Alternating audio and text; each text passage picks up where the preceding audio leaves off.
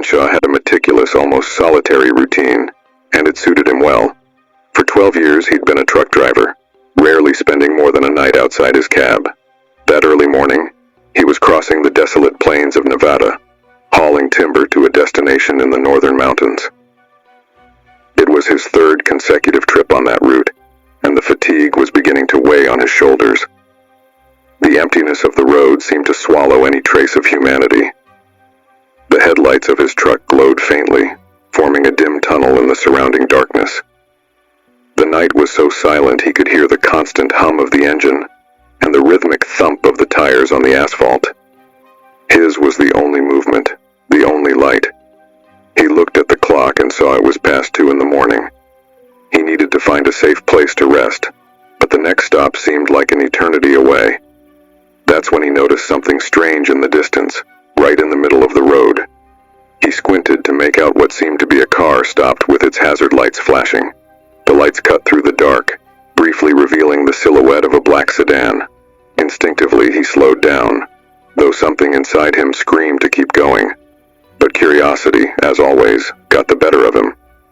When Jacob stopped, his headlights illuminated the abandoned car. The driver's door was open, with no sign of anyone nearby. He climbed out of the cab, his hand steady on the flashlight and his heart racing, driven by both fear and the adrenaline the situation sparked. He walked up to the car, looking around for someone. Nothing. The darkness was thick, almost tangible, and a feeling of alertness crept down his spine. Something wasn't right there. The car was clean, almost new, but a cold breeze brought a heavy, metallic smell. With a shiver, Jacob looked at the trunk. He swallowed hard, his hand hovering over the lid. Even against his instinct, he opened it with a slight touch. Inside, 3 black trash bags were piled up, but what caught his attention was the red stain beginning to seep from the bags, trickling through the plastic folds and forming a small stream that slithered to the edge of the trunk. That smell. He knew immediately what it was. Blood. Jacob stepped back, shocked, but before he could react, he heard steady footsteps behind him.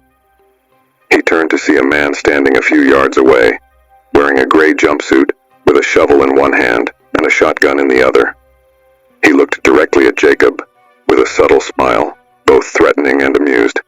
Without saying a word, the man took a few slow steps toward Jacob, tapping the shovel lightly on the ground as if marking a rhythm.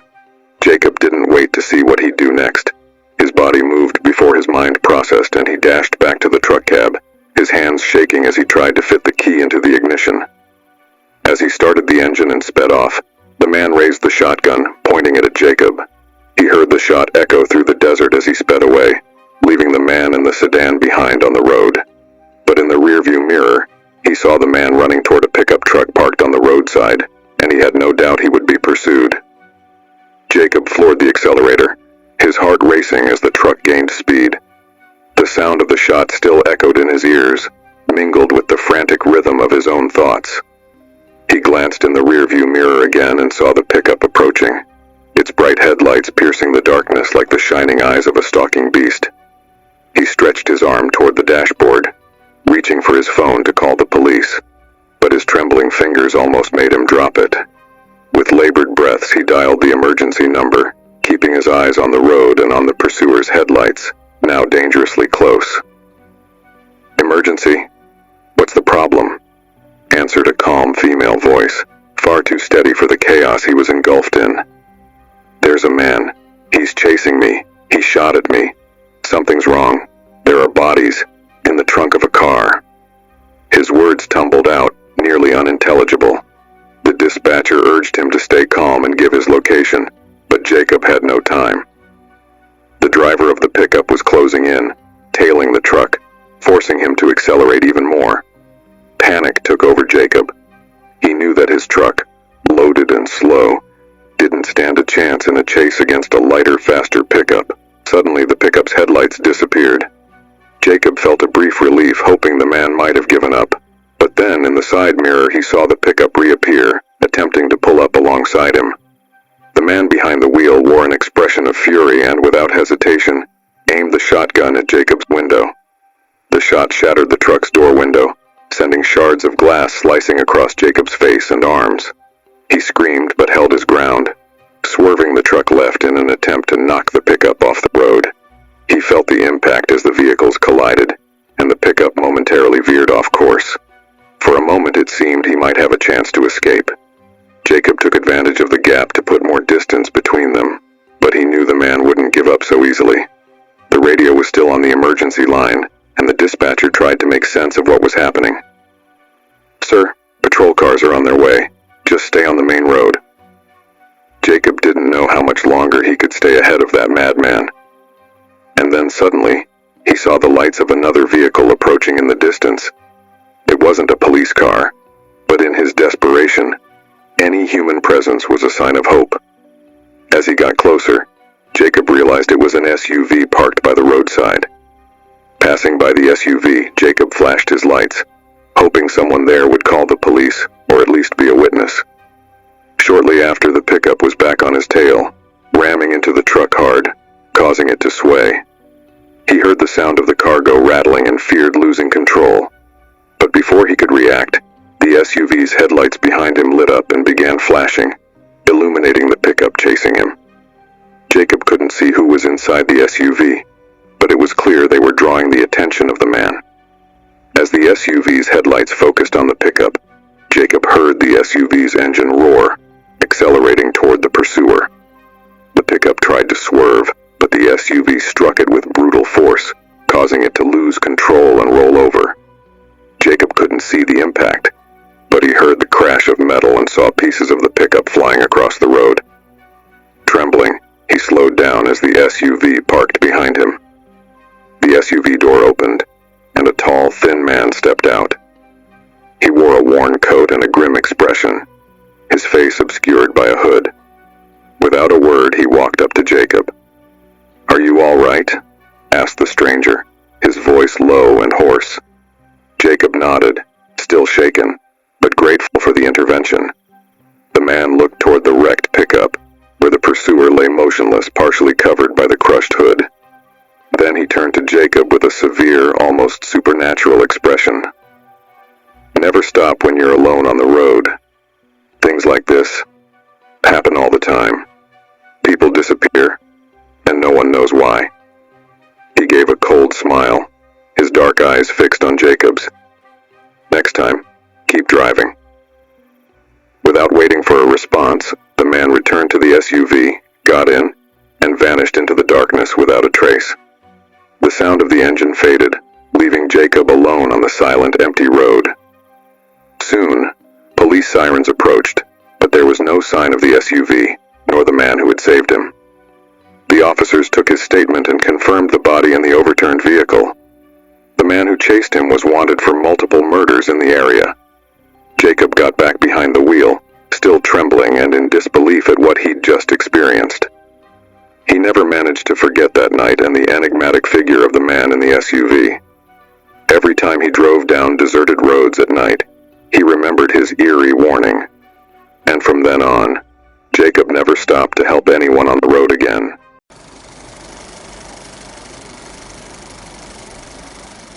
Mike Thompson had been on the road for nearly 15 hours, battling exhaustion as he drove along desolate Highway 20, cutting through the interior of Illinois on a moonless night. His destination was a small town in eastern Ohio, and he knew that with luck he still had a few hours of driving ahead. His truck's lights were the only ones visible for miles. There were no other cars, no open gas stations, no sign of life beyond the occasional sparse poles that lit up sections of the road. It was dark, and Mike felt his eyes growing heavy, almost closing against his will. Every second seemed to drag, and he knew he needed a break. When he spotted the shadow of an old gas station, with a nearly illegible sign hanging and an open sign flashing intermittently, he decided to stop. The place was completely empty and looked abandoned, but Mike thought it was worth a try to find some coffee to stay awake. The gas station floor was covered in a thin layer of dust and the air smelled of dampness and rust. The shelves were empty, save for the occasional forgotten bottle of sour soda. He walked to the back, where an old refrigerator appeared to be lit, but upon opening the door he realized it was empty. With a a sigh of frustration, Mike closed the door and turned to leave. That's when he heard a sound. It sounded like a low, raspy whisper coming from somewhere inside the station. He stopped and tried to listen again, but everything was silent. Feeling a chill run down his spine, he turned back and quickly left. The station seemed even darker outside, and the starless sky amplified the feeling of desolation the place evoked. When he got back into the truck, his only thought was to get out of there as fast as possible. But as he started the engine and looked in the rearview mirror, a movement caught his eye. Something or someone seemed to be shifting behind the curtains that separated the cab from the cargo area. He froze, feeling his heart pound, almost leaping out of his chest. Trying to stay calm, he looked again, but everything seemed still. Maybe it was the exhaustion, he thought, trying to shake off the feeling of being watched. Mike swallowed hard and stepped on the gas, wanting only to put as much distance as possible between him and the gas station. But as the miles passed, the sense of unease only grew. He felt as though there was something or someone with him. Something he couldn't see, but that was there, hidden, waiting. The chill down Mike's spine intensified with every mile. He knew he was tired, but the feeling that something wasn't right was too strong to be just a trick of the mind. Every sound seemed louder inside the empty truck. Every creak, every thud seemed to echo in a sinister, disturbing way, and he couldn't shake the thought that back there, something or someone was watching him. He decided to stop at the next police station he found, for safety. Keeping his eyes fixed on the road, he continued in an almost unbearable tension until he finally saw the blue and white lights of a police station by the roadside. He took a deep breath, relieved, and signaled to pull into the location. As soon as he parked, Mike got out of the truck and entered the building where a burly, sleepy-looking officer greeted him. As he explained what he was feeling and what he thought he'd seen, he noticed the skeptical look in the officer's eyes. But seeing Mike's nervous state, the officer decided to investigate the truck, perhaps just to calm the driver. With a flashlight in hand, the officer opened the back doors and began to search the cargo area, his eyes alert to every corner. Mike, nervous, watched from outside, hoping it was all a mistake caused by fatigue. But then he saw something that made the blood freeze in his veins. 3 figures were leaning against the inner walls of the truck. 3 people, 2 women and a man, in tattered clothes and with impassive expressions, as if they'd been sculpted from stone. They were there, motionless, like statues, merely staring at the officer. The flashlight's beam revealed pale, gaunt faces with distant, piercing gazes, almost hypnotic. None of the 3 blinked, and their expressions held a cold, inhuman emptiness. The officer took a few steps back, surprised, before finally ordering them to get out of the truck. Slowly, the 3 strangers obeyed, moving with an unsettling stiffness. They didn't look scared or confused. They just stared, with almost lifeless eyes, as they stepped down and stood in a row beside the truck, still in silence. The tension in the air was palpable, and Mike's stomach churned as he realized that none of the 3 seemed to care about responding to the officer's questions. They remained in absolute silence, with cold, fixed eyes, as if they were looking straight through him, piercing his soul. When the officer insisted, asking who they were and how they'd gotten into the truck, they finally reacted. But instead of answering, a slow, macabre smile began to form on each of their faces, in perfect synchrony. It was a joyless smile that conveyed only something dark and inexplicable. Desperate, Mike asked the officer what would happen to them, but the officer didn't answer. He seemed completely absorbed by the eerie silence of the 3, almost hypnotized by their abnormal behavior. Suddenly, as if waking from a trance, the 3 turned their backs on Mike and the officer and began walking away, disappearing into the darkness of the night without a word. No one tried to stop them, as if something invisible, but incredibly heavy, kept them paralyzed. The officer, still confused, looked at Mike, who was in a state of shock. No one said anything else. They just stood there watching the figures vanish into the darkness. When the officer finally broke the silence, he muttered that he would send a team to investigate, but his tone was unconvincing, as if he knew it wouldn't make a difference. It was as if those three strangers had never truly been there. Back in the truck, now alone, Mike started the engine and resumed his journey, but he knew something had changed forever that night. He never found out how those people got into his truck, and even after days of investigation, no one could find any clues about who they were or where they had come from. The image of the three strangers, their expressions, their chilling smiles, and the silence that enveloped everything, never left Mike's mind. Every time he returned to the road, he felt that maybe they were still around, somewhere, waiting in the dark. And to this day, on nights when sleep won't come, he swears he can still see those three figures standing by the roadside watching him.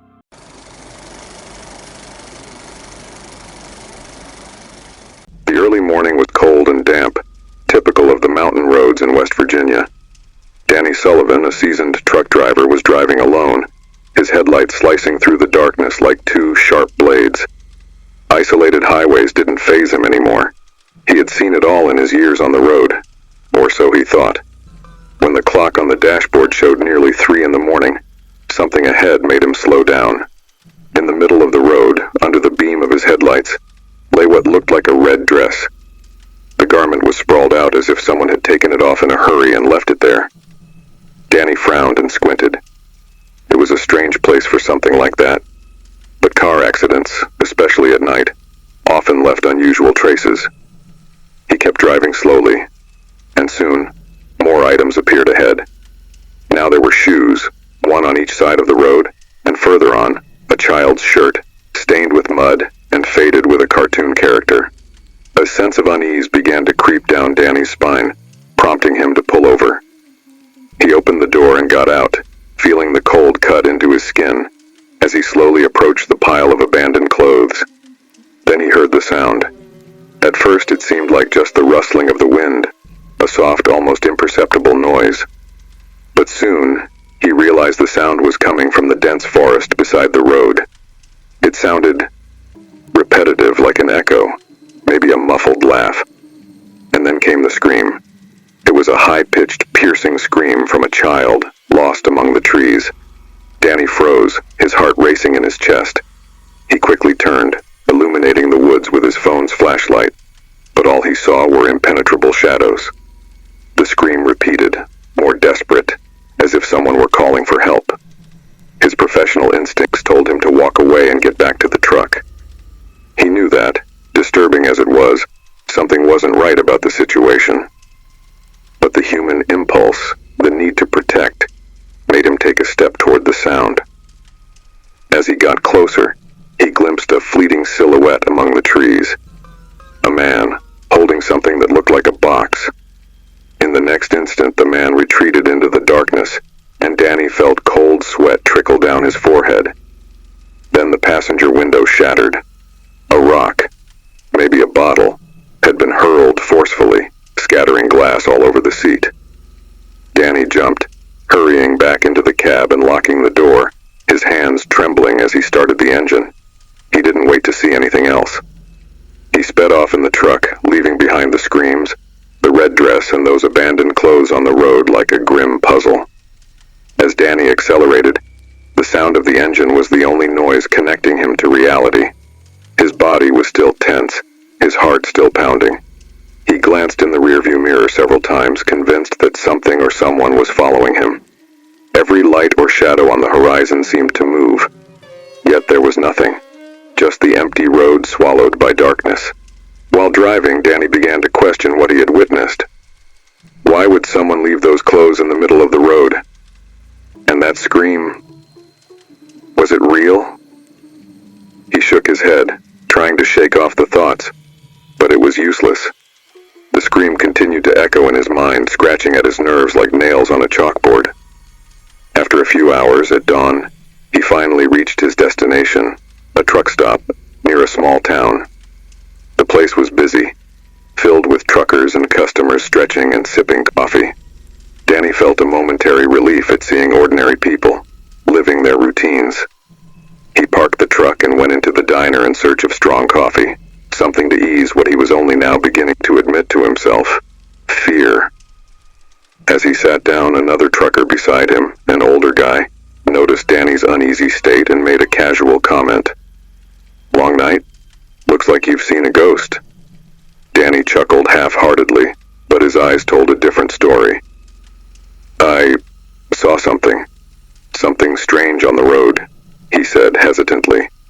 The man, whose name tag identified him as Carl, raised his eyebrows. "Strange how?" Carl asked, now with a serious expression. Danny hesitated but ended up recounting the scattered clothes, the scream, and the people in the woods. As he shared the details, other truckers nearby started listening in, exchanging cautious glances with each other. When Danny finished, an uncomfortable silence settled over the group. Then a third trucker, a younger guy, cleared his throat. "You were on Route 77, weren't you?" he asked, his voice carrying a somber tone. Danny nodded slowly. "Man, I've heard stories about that road. Some people say things like that have been happening there for years.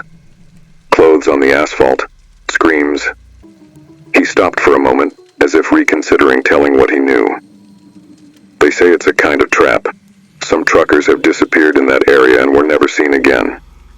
Danny frowned, but the fear on his face was evident. "A trap? For what?" The young trucker shrugged, looking uncomfortable. "I don't know. But they say there are people who set things up like that to lure drivers into the forest. And once you're inside, nobody knows what happens. It might just be a legend, but..." Before he could finish, Carl, the older trucker, cut in. "Whether it's a legend or not, my advice is if you see something like that again, don't stop. No matter what you hear or see, don't stop the truck. We've seen enough things on these roads, things that make what you told seem almost normal." Carl's words echoed in Danny's mind as he returned to his truck to hit the road once more. He was relieved that he hadn't followed the screams.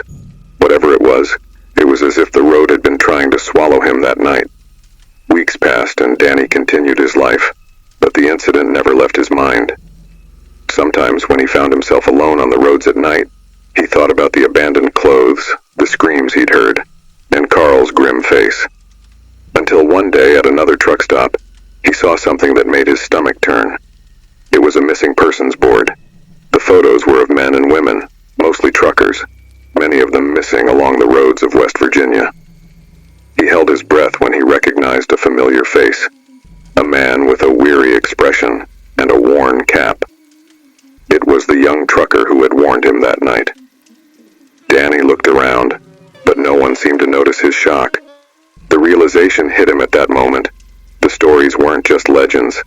He looked down the long stretch of road ahead of him, and with a chill, he understood that some things, on some roads, were better left unanswered.